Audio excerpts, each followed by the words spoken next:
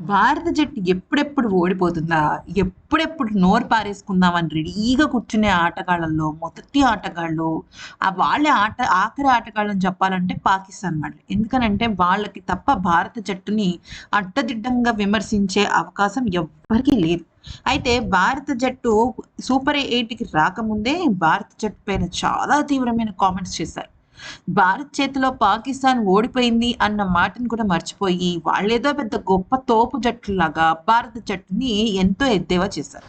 అయితే భారత జట్టు దురదృష్టమో లేకపోతే వేరే ఇంకేదైనా నేను చెప్పలేను కానీ మొత్తానికైతే మాత్రం వాళ్ళు చెప్పిన మాటలు ఈ రోజు నిజమయ్యాయి. అయితే ఈ క్రమంలో ఒక కొన్ని సంఘటనలు చోటు చేసుకున్నాయి.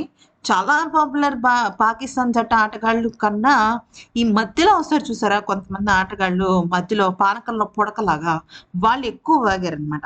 జరిగిన విషయం ఏంటి అంటే ఎప్పుడైతే మన భారత జట్టు లీగ్ మ్యాచెస్ ఆడిందో అప్పుడు ఏమైంది, పాకిస్తానీ మాజీ పేసర్ మహమ్మద్ అమీర్ గతంలో చేసిన వ్యాఖ్యలో గతం అంటే గతమేం కాదు, జస్ట్ ఒక 3-4 డేస్ బ్యాక్ లీగ్ మ్యాచ్‌లో లాస్ట్ మ్యాచ్ ఉంది కదా! అప్పుడు నమీబియాకి సంబంధించిన ఆటగాళ్ళు వాళ్ళు ముఖ్యంగా బౌలర్ ఆర్యన్ దత్ వరుస పెట్టి వికెట్లు తీశాడు. లాస్ట్ 5 వికెట్స్ చాలా కీలకంగా తీశాడనమాట. అప్పుడు అతను చేసిన కామెంట్స్ ఏంటి అంటే, ఈసారి భారత జట్టు సెమీఫైనల్స్‌కు చేరడం చాలా కష్టం. వెస్టిండీస్, దక్షిణాఫ్రికా జట్లు భారత్ కంటే మెరుగైన ప్రదర్శన చేస్తాయి కూడా అంటూ అమీర్ టోర్నీకి ముందే జోస్యం చెప్పాడు. అయితే అప్పట్లో భారత అభిమానులు ఈ కామెంట్స్‌ని కొట్టిపడేశారు. "నువ్వెవడివిరా మధ్యలో చెప్పడానికి? అసలు భారత్ గురించి నీకేం తెలుసు?" అంటూ అందరూ కూడా అతన్ని చాలా బిగ్ థమ్స్ డౌన్ ఇచ్చారనమాట. కాకపోతే అతను చెప్పినవి ఇప్పుడు నిజమయ్యేలాగా మారిపోయాయి. అయితే దీనికి సంబంధించి ఇంకొకడు స్టూడియోలో కూర్చొని అమీర్ విశ్లేషించిన తీరు ఇప్పుడు భారత్‌కు ఒక రకమైన ఒత్తిడి కలిగిస్తోంది అంటూ చెప్పుకుంటూ వచ్చాడు. అయితే ఈ పరిణామాలపైన పాకిస్తాన్ మాజీ దిగ్గజమైన మహ్మద్ యూసఫ్ తనదైన స్టైల్‌లో స్పందించాడు. "అమీర్, నువ్వు ఒక మేనస్ అంటే తీవ్రమైన ఇబ్బంది కలిగించేవాడివి. ఎందుకంటే మైదానంలో ఉన్నప్పుడు వికెట్లతో భారత బ్యాటర్స్‌ని వణికించావు. ఇప్పుడు స్టూడియోలో ఉండి నీ మాటలతో వారిని ఆందోళనకు గురి చేస్తున్నావంటూ ఎక్స్ వేదికగా సెటైర్లు వేశాడు.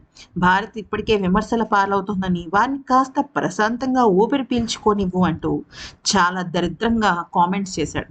అయితే ఇది చూసిన మన భారత అభిమానులు మాత్రం ముందు మీ పాకిస్తాన్ జట్టును చూసుకోండి. మేమైతే అట్లీస్ట్ ఆడి ఓడాం. ఆడకుండానే పిక్కమొహాలేశారు మీరు. దానికి సంబంధించి మీరు చూసుకోండి అంటూ ప్రతి ఒక్కరు కామెంట్స్ చేశారు. అయితే ఇక ఈ ఈ ఆటగాడు ఈ పాకిస్తానీ మాజీ ఏమన్నాడంటే బ్యాటింగ్ కూడా పెద్ద డెప్త్ లేదని, బ్యాటింగ్ విషయంలో కూడా భారత్ తడబడుతుందని చెప్పుకుంటూ వచ్చాడనమాట. సో ఈ పరంగా చూసుకున్నట్టయితే భారత్ బౌలింగ్‌లోనూ, బ్యాటింగ్‌లోనూ రాణించలేకపోతోంది అంటూ, అది గనక సరిచేసుకోకపోతే సెమీఫైనల్స్‌కి కాదు కదా! అసలు ఎక్కడికి వెళ్ళడము కష్టం అంటూ చెప్పుకొచ్చాడు. అయితే నిజానికి ఫస్ట్ మ్యాచ్ పూర్తయిన వెంటనే ఈ రకమైన మాటలు, కామెంట్స్ చేశాడనమాట. దీనికి సంబంధించి ప్రతి ఒక్కరు అప్పట్లో చాలా సీరియస్ అయిపోయారు. కాకపోతే ఇప్పుడు వేరే రకంగా మారిందనమాట పరిస్థితి. ఎందుకంటే అవే నిజమవుతున్నాయా అన్నట్టుగా. ఇక ఉస్మాన్ తరీఖ్ ఏం మాట్లాడాడంటే పా భారత జట్టు చాలా ఒత్తిడిలో ఉందని, ఒత్తిడిలోకి సంబంధించి ఆ జట్టు ఓపెనర్ అయిన అభిషేక్ శర్మ అస్సలు రాణించలేకపోతున్నాడని, నిజం చెప్పాలి అంటే భారత ఆటగాళ్ళు కేవలం బ్యాట్ ఊపుతారే తప్ప పెద్దగా ప్రయోజనం ఏమీ ఉండదని, దానిలో మొట్టమొదటి ఆటగాడు అభిషేక్ శర్మని. ఎందుకనంటే అతనికి బ్యాట్ ఊపడం కూడా సరిగ్గా రాదని, ఒక షార్ట్ సెలెక్షన్, ఒక మంచి మొమెంటంతో ఆడడని, ఏదో నోటికొచ్చినట్టు ఆడతాడని చెప్పడం జరిగింది. అయితే ఇప్పుడు ప్రస్తుతం అభిషేక్ శర్మ ఫామ్ లేమితో ఇబ్బంది పడుతున్న వేళ ఇతను చేసిన కామెంట్స్ పాకిస్తానీ ఆటగాళ్ళకి, పాకిస్తానీ అభిమానులకి అబ్బా! చెవిలో అమృతం పోసినట్టు అనిపిస్తుంది. అయితే వాళ్ళు మ్యాచ్ ఓడిపోయి, వాళ్ళు సరిగ్గా ఆడక ఇబ్బంది పడుతుంటే, వీళ్ళేమో మన భారత్‌ను ఎద్దేవా చేస్తున్నారనమాట. అంతేకాకుండా ముఖ్యంగా చెప్పాలి అంటే సూర్యకుమార్ మీద కూడా కామెంట్స్ చేశారు. సూర్యకుమార్ యాదవ్ ఎప్పుడు చిల్‌గా ఉంటూ ఫియర్‌లెస్ గేమ్ అంటూ ఏదో అటు ఇటు తిరుగుతాడు కానీ మైదానంలో పెద్దగా తనకు తెలిసిన క్రికెట్‌ని తన జట్టుకు చెప్పలేకపోతున్నాడు. సూర్యకుమార్ యాదవ్ వ్యక్తిగతంగా మంచి ఆటగాడే కావచ్చు. కానీ తను ఒక గొప్ప కెప్టెన్ అయితే కాదు అంటూ పేర్కొన్నాడు. ఇక షోయబ్ అఖ్తర్ వ్యాఖ్యానిస్తూ ఖచ్చితంగా భారత్‌కి తలపొగరుపై నెత్తికెక్కినట్టు నాకనిపించింది. అయితే ఇప్పటి వరకు లీగ్ మ్యాచెస్లో అస్సలు ఓటమెరగని జట్టులాగా ఉండేసరికి జట్టులో ఉన్న లోపాలను సరిదిద్దుకోలేకపోయారు.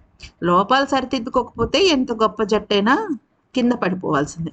లోపాలను సరిచేసుకుని మంచి స్ట్రాటజికల్ ప్లే ఆడితే ఎంత ఎంత పసికూన జట్టైనా బెబ్బులిలాగా గాండ్రించాల్సిందే అంటూ చెప్పుకుంటూ వచ్చాడు.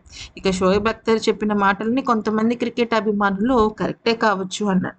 ఇక ఒక పాకిస్తానీ టాక్ షోలో పాల్గొన్న మహ్మద్ హఫీజ్ భారత్ దక్షిణాఫ్రికా మ్యాచ్ గురించి మాట్లాడుతూ ఇది పక్కా ప్లాన్ ప్రకారం తీసుకున్న ప్రతీకారం. 2024 టీ20 వరల్డ్ కప్ ఫైనల్లో భారత్ చేతిలో ఎదురైన ఓటమికి దక్షిణాఫ్రికా ఇప్పుడు బదులు తీర్చుకుంది అంటూ పేర్కొన్నారు. ఈ విషయాన్ని గుర్తు చేసుకుంటే 2024 వరల్డ్ కప్ ఫైనల్లో దక్షిణాఫ్రికా గెలిచే స్థితిలో ఉన్నప్పటికీ భారత్ అద్భుతంగా పుంజుకుని 7 పరుగుల తేడాతో సూపర్ విజయాన్ని సాధించింది. దీనిపైన ఇప్పుడు ఈ పాకిస్తానీ దిగ్గజం స్పందించాడు. ఏమన్నాడంటే ప్రోటీస్ జట్టు ఇప్పుడు భారత్ని దెబ్బతీయటం అనేది గేమ్ ప్లాన్లో భాగమని అందరూ అనుకుంటున్నారని, నాకైతే మాత్రం ఇది కంప్లీట్ రివెంజ్ లాగా అనిపిస్తుందంటూ చెప్పుకొచ్చాడు. అయితే ఇక ఈ క్రమంలో పాకిస్తానీ మాజీ పేసర్ మహమ్మద్ అమీర్ గతంలో అభిషేక్ శర్మను ఉద్దేశించి చేసిన కామెంట్స్ కూడా ఇప్పుడు వైరల్ అవుతున్నాయి. అభిషేక్ శర్మ ఒక స్లాగర్, గుట్టిగా బ్యాట్ ఊపేవాడు మాత్రమే, అతడు క్లాస్ ప్లేయర్ కాదు అంటూ అమీర్ గతంలో విమర్శించాడు. తాజాగా అభిషేక్ ఆడిన తీరు చూస్తుంటే అమీర్ చెప్పింది నిజమేనా అంటూ ప్రతి ఒక్కళ్ళు ఎక్స్ వేదికగా నెగిటివ్ కామెంట్స్ చేస్తున్నారు. నిజం చెప్పాలంటే ఫ్రెండ్స్, మీకు ఒక విషయం చాలా క్లియర్గా అర్థం అవ్వాలి. పాకిస్తాన్ దేశానికి సోషల్ మీడియాలో ఎక్కువగా పట్టు ఉంది. అందుకనే వెస్ట్రన్ కంట్రీస్ కూడా ఎక్కువగా పాకిస్తాన్ని సపోర్ట్ చేస్తుంటాయి. మన భారతదేశానికి ముఖ్యంగా సోషల్ మీడియాకి సంబంధించిన స్ట్రాంగ్ పవర్ఫుల్ వెపన్ వాడుకోవటం లేదు. ఎందుకంటే ఇప్పుడు మనం ఒక మంచి చేసినా ఒక చెడు చేసినా ఏం చేసినా కూడా అది సోషల్ మీడియాలో చూపించే పరంగానే ఉంటుందన్నమాట. కేవలం సోషల్ మీడియానే కాదు, స్ట్రాంగ్ పిఆర్ అనేది ఉండాలన్నమాట. స్ట్రాంగ్ పిఆర్ అంటే మనల్ని మనం అద్భుతంగా రిప్రజెంట్ చేసుకునే ఒక మీడియా అని చెప్పొచ్చు అనమాట. సో అది భారత్కు తక్కువ ఉంది, పాకిస్తాన్కు చాలా ఎక్కువ ఉంది.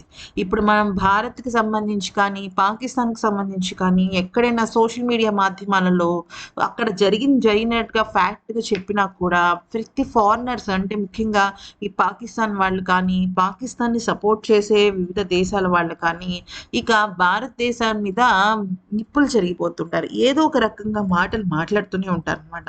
సో ఈ పరంగా చూసుకున్నట్టయితే పాకిస్తాన్ వాళ్ళు ఎప్పుడెప్పుడు భారత్ ఓడిపోతుందా, ఎప్పుడెప్పుడు తిరిగి విమర్శిస్తూ ఉందామా అని చూస్తుంటారు. నిజం చెప్పాలంటే షోయబ్ అఖ్తర్, ఇన్స్మామ్ ఉల్ హక్ వీళ్ళు ఏంటంటే ఆట పరంగానే విమర్శిస్తారు.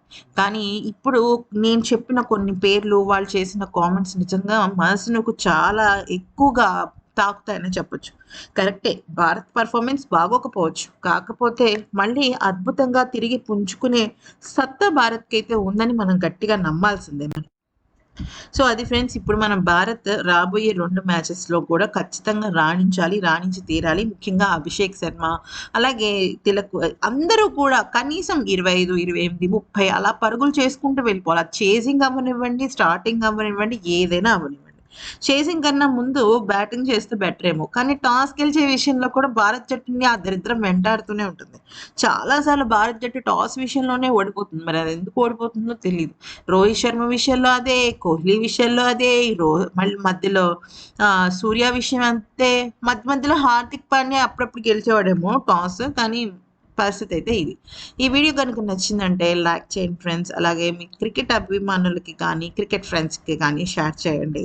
అలాగే మీరేమైనా చెప్పాలనుకుంటే కింద కామెంట్ సెక్షన్లో చెప్పండి.